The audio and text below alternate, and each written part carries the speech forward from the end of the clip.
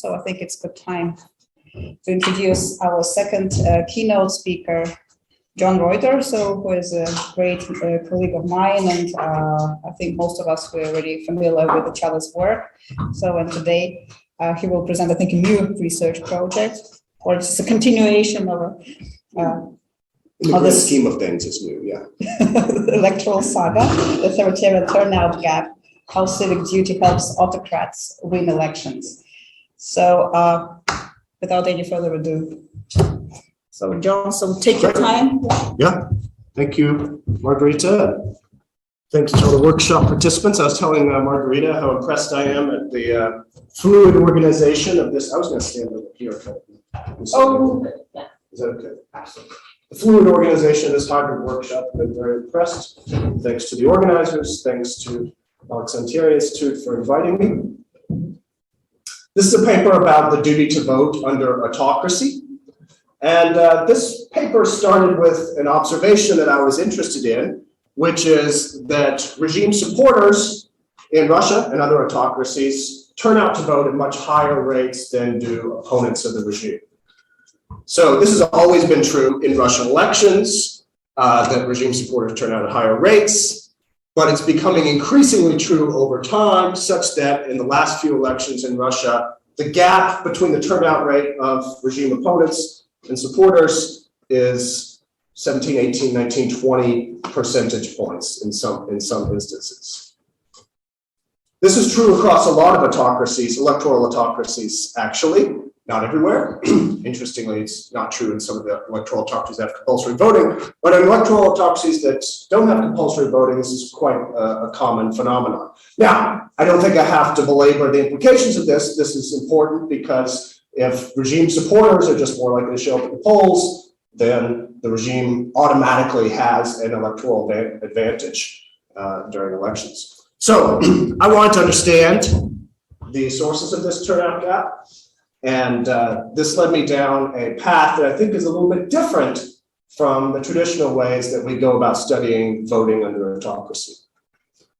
So specifically, this is going to be a paper about the role that civic duty plays in driving this turnout gap, and more generally, an investigation of civic duty, the duty to vote under autocracies. So just a quick summary of the paper.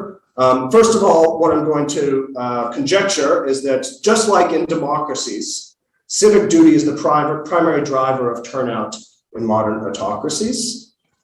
In Russia, we don't have to conjecture about this. We have the data that I'm going to show you, and I'm going to show you that this, in fact, is true in Russia, that most citizens who vote, they say they do so because they feel that they have a moral obligation to vote.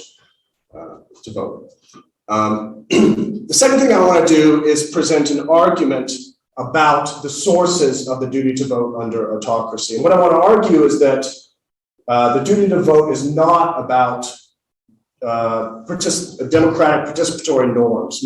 Rather, it's rooted in respect for or veneration of the state, as it sometimes has been argued in democracies as well. But this argument, I think, takes on special importance in an autocracy because what I'm going to argue is that because under autocracy, the regime penetrates and politicizes state institutions, you end up with this gap between regime supporters who are not bothered by that penetration of the state by the regime and opposition supporters who lose their respect for state institutions when it becomes politicized by the regime. And this, I argue, leads regime supporters to feel like they have a civic duty to vote, just like many voters do in democracies, but many opponents of the regime no longer feel that they have a duty to vote. And so that I'm going to conclude by arguing that that explains this turnout gap that we just observed. Okay. So before we start in earnest here and dig into some of this data, I think it is worthwhile to pause for a moment and think a little bit about why people would vote in authoritarian elections in the first place. From the perspective of rational choice political science, we all in this room know that that voting is a bit of a paradox even in democracies, given that your vote doesn't really matter in the grand scheme of things. It has no or negligible impact on the outcome. Of course, one can extend that logic, I think, and say that it's even more of a puzzle from a rational choice perspective why people would vote in autocracy where outcomes are all but foreordained. And yet, we know from the data that turnout in electoral autocracies is almost just as high as it is in democracies. Of course, there's fraud in electoral autocracies, and of course, there's other types of manipulation. But we in this room all know that nonetheless, in a place like Russia, tens of millions of people actually do show up and vote at election time. So why do they vote? There's surprisingly little, I think, literature on this, on the turnout decision under autocracy. And most of what there is, for understandable reasons, focuses on what we might call some of the more autocracy-specific drivers of turnout. So, for instance, there's a literature on various types of coercion. Maybe some voters are threatened or intimidated. Yes, of course, that happens. I've done work in this area. But that's a pretty small share of all voters that are experiencing direct coercion. Of course, there are less direct forms of coercion that occur in autocracies like Russia. There's workplace mobilization, softer forms of inducements, your boss saying, oh, I think you should turn out. And that's more common. That's not 1 or 2% of the electorate. That might be 10, 15% of the electorate. But still, even accounting for that, most voters are not being induced to vote in this way. In Russia. Perhaps even bigger, I think, a bigger part of this literature looks at the positive inducements, clientelism, vote buying. There's a large literature on this. And for sure, in some countries, this is a major driver of turnout, especially in sub-Saharan Africa, Latin America, Southeast Asia, where vote buying is extremely common. But in Russia, which we're concerned with here today, as most of you know, vote buying is actually very rare in Russia. Depending on the survey in the election, between 1 and 3% of voters say that they're receiving a vote buying offer. Another possible reason people turn out is because they're motivated to do so by usually partisan activists, partisan agitators. So in the Soviet Union, for instance, they achieved these astronomical turnout rates. Of course, some of it was fabricated, but really, probably upwards of 90% of people voted in the Soviet Union. In large part, that was because the party invested tons of resources in grassroots mobilization of people. At election time, the CPSU made it a goal that every single home of every single voter would be visited at least once by a party activist before election day. And this also matters in modern autocracies. Of course, authoritarian regimes conduct get out the vote campaigns of various types and use activists to do it. But of course, at the same time, in most modern electoral autocracies, the scale of mass mobilization is much lower than it was in, let's say, the Soviet Union. And in fact, in Russia, when you do surveys and ask people how much contact they have with party activists, only about 10, 15, 20%, depending on the survey, of respondents say that they were ever approached by a party activist during their election campaign. Another possibility, which actually hasn't received much attention in the literature, but from my own work I know is very important, is that voting is expressive. This is a common reason people vote in democracies, which is that they're not trying to get some instrumental benefit out of voting, and they're not necessarily even doing it because they feel a sense of civic duty, but just because they derive some sort of pleasure from expressing a preference. So the analogy that's often offered is, I go to the opera or to a football game and I clap, not because I feel a duty to clap or because I'm receiving instrumental benefit from clapping, but because I feel pleasure in expressing my joy at seeing my team win, or the beauty of the music, or if I'm a Putin supporter, I feel pleasure in expressing my approval for Putin. You can test this. It's kind of hard to test, but to the extent we can test it, I find evidence of this going on in Russia as well. But I think in the literature in general, there isn't really an elephant in the room, which is civic duty. And the reason I say it's an elephant in the room is because in democracies, of course, this D term in Reuter-Ordership's equation is the thing that drives the vast majority of turnout, is that most people say they vote because they feel they have a moral obligation to do so. Yeah, and if we look at the case of Russia, it turns out this is the case that a lot of people say that they vote because they feel a sense of civic duty. So Levada in its surveys often asks these open-ended questions. Why did you vote in these last elections? It doesn't matter. In every single election campaign, civic duty always comes out on top as being the top reason that people say they vote. Гражданский долг is the term that's used here. Now, of course, some of you may already be intuiting that there's a bit of a problem with posing the question to respondents in this way. The problem is that many people might think that it is a social norm to express a duty to vote. So they might think that, they might affirm that they believe that voting is a duty, even if they do not actually think of voting as a duty for themselves. So there may be social desirability bias that's biasing questions like this. And this is true not just in Russia, but in the United States, in lots of contexts where people try to study study civic duty, they run into this problem that, people may say that they think it's a duty to vote when they don't really believe it. Okay, so to address this, what I've done is I didn't do anything. I borrowed a survey instrument that has been developed and validated in the American context to try to strip some of the social desirability bias out of survey questions about the duty to vote.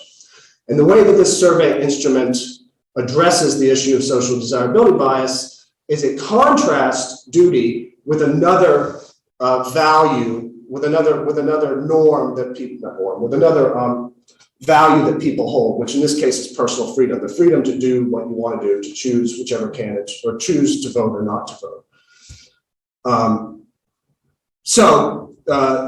The setup of the survey, it says some different people feel differently about voting. Some believe it's a civic duty. They feel they should vote in every election, however they feel about the candidates and parties. For others, voting is a choice. Feel free to vote or not vote in an election, depending on how you feel about the candidates and parties. And then it's a forced choice instrument where you force people to choose duty. You think it's a duty, or you think it is a choice. And so in Russia, the results are that 43% say that they think voting is a duty, 57% think it's a choice. Interestingly, this number is roughly comparable to the number you get in the United States. Also, I've seen this survey instrument used in Korea, Cameroon, interestingly enough, and in Germany. And the numbers are broadly similar across countries, interestingly enough. I won't go into this in detail here, but one of the reasons that scholars have argued that this is a good instrument that's helping us address the social desirability bias issue is that the share of voters saying that they think voting is a duty tends to be lower in this instrument than it is in open-ended instruments or in instruments that say, do you think it's important do you think it's civic duty is an important part, so duty to vote is an important part of being a good citizen, formulations like that. Okay, so now, of course, I should also mention, I think it goes without saying, that if you put civic duty on the right-hand side of a regression, when we're on the left-hand side is turnout, it's going to explain a huge amount of variance in the turnout decision in Russia. So that's kind of the jumping off point for the theoretical core of this paper. So given that we know that it seems like the duty to vote is an important driver of turnout in Russia, what explains these feelings of civic duty? Why do some people feel like they have a strong civic duty to vote and other people do not? There's actually not a ton of literature explaining feelings of civic duty out there. Part of this, I think, is that only recently have scholars tried to to dive in and figure out better ways to measure the duty to vote. But in any case, there's not a ton of theorizing about this. However, the theorizing that does exist, I think, can be broken down into two camps. One camp links the duty to vote with democracy as a regime type and says that the duty to vote emanates out of norms of democratic citizenship. So Downs had this idea that people would develop a duty to vote because they felt a responsibility to contribute to the well-functioning of democracy. So the idea is like, I feel a duty to vote because I know that if I don't vote, if I were to universalize that norm of not voting and all of you didn't vote as well, there would be 0% turnout and democracy would collapse as a system of government. That's the Downsian idea of kind of Kantian idea of the duty to vote. Alban and Verba, somewhat more vaguely, they identified civic duty as just part of a democratic political culture. They associated with democracy. That's all fine and dandy, but I think there are reasons to doubt that this is going to, the democratic participatory norms are going to be what explains the duty to vote under autocracies. For one thing, well, support for democracy is generally lower in autocracies. It's not zero by any means, but it's lower.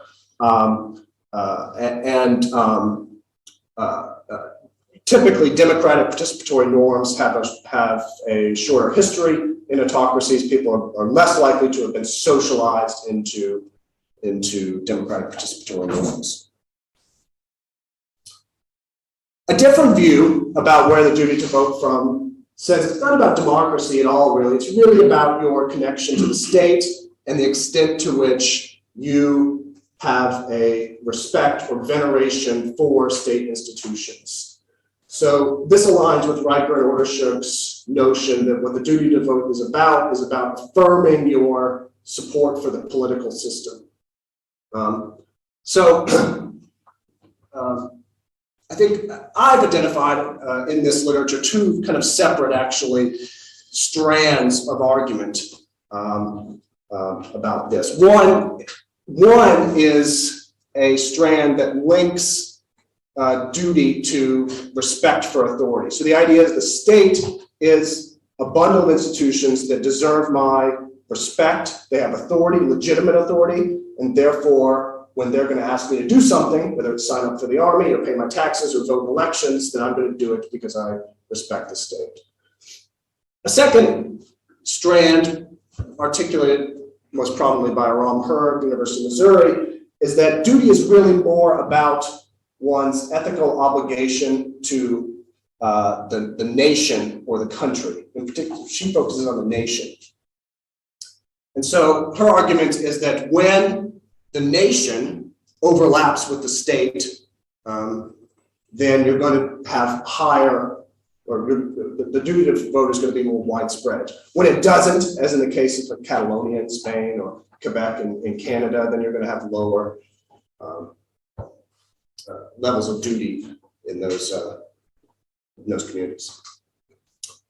So the way I approach this is that kind of by process of elimination, I think this theoretical framework, the respect for state authority theoretical framework, is more appropriate for the authoritarian context than is the democratic participatory norms framework.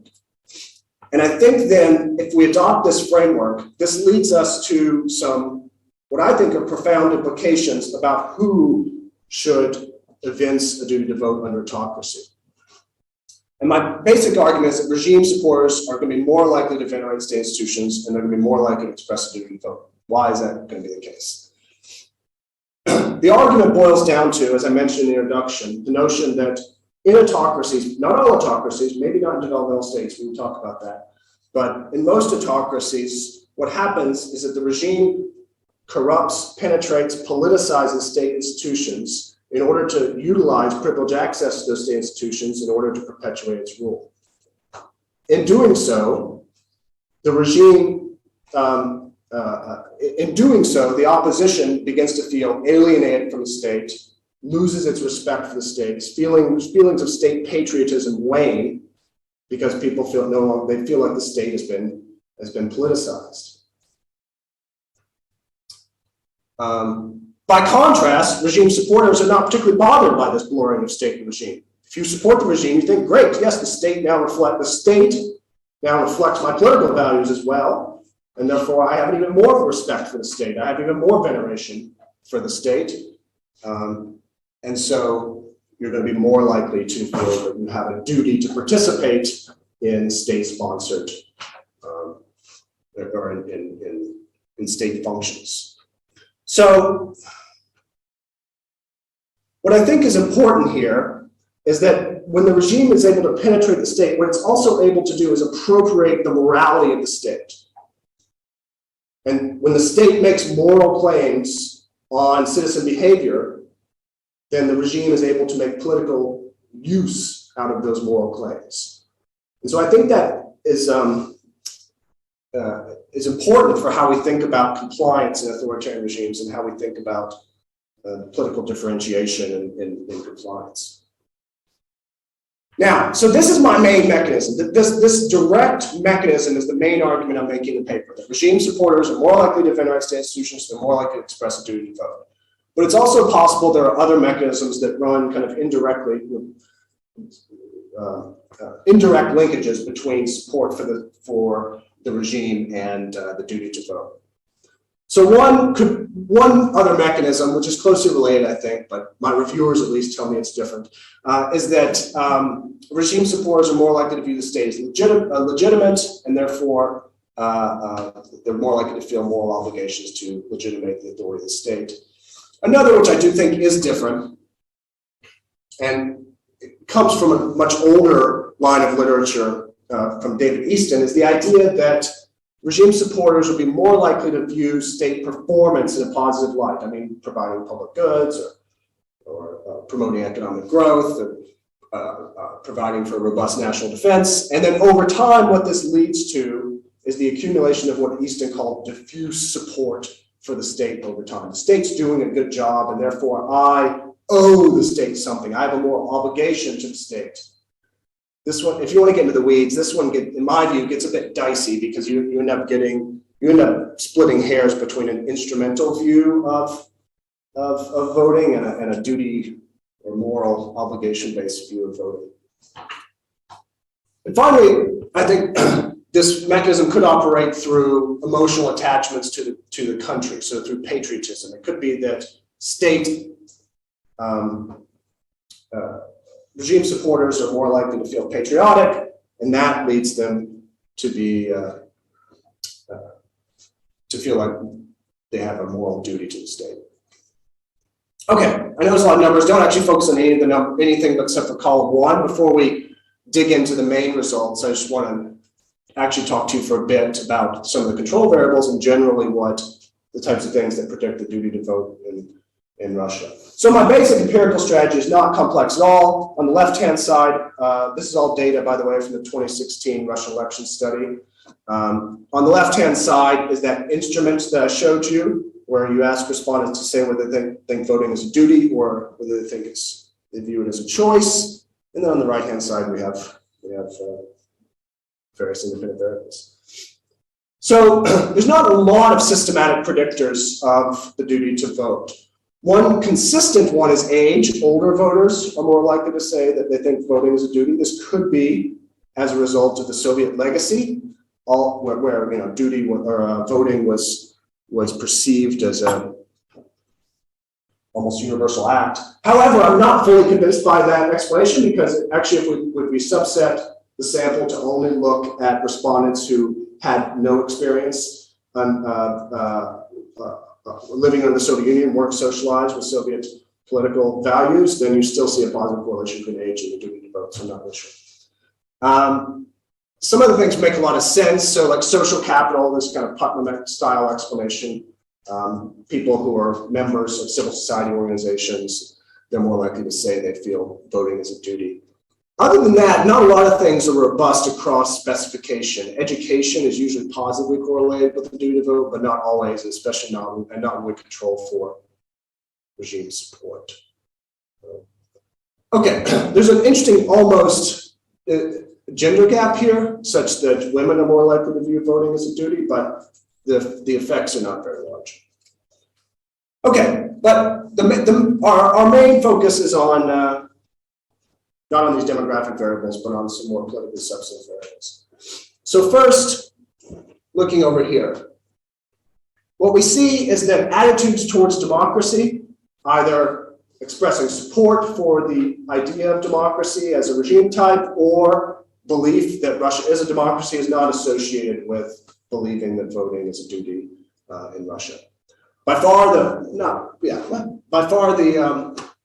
most robust predictor of believing that voting is a duty is your support for the regime, however you want to measure it. Support for Putin is my preferred measure, but your support for United Russia works just the same. This essentially is the same figure, except for here we're controlling for some of those alternative mechanisms that that I talked about earlier. So we control for people's evaluations of, this one here is economic performance, people's evaluations of the economic performance of the Russian government since Putin came to power. We control for their assessments of election integrity, which I take as a rough proxy of legitimacy. I don't have great, in this particular survey, proxies for patriotism. I use people's support for the annexation of Crimea as a proxy. We control for these things. We still find that regime support is a robust predictor of feeling that voting is a duty. All these other things, interestingly, with the exception of the election integrity measure, these other things also do that. But regime support comes through as the most important thing. So you can look at these